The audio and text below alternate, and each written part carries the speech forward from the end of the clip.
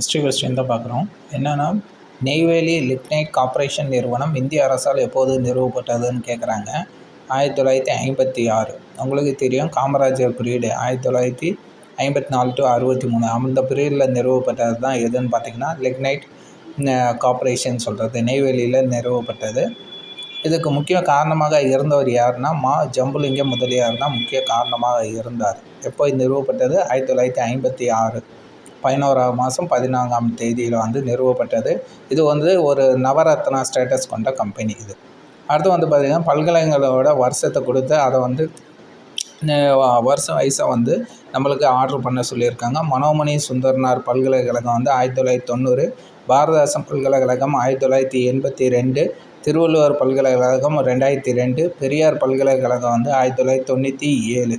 அப்போ option B அதுக்கான சரியான ஆன்சர்.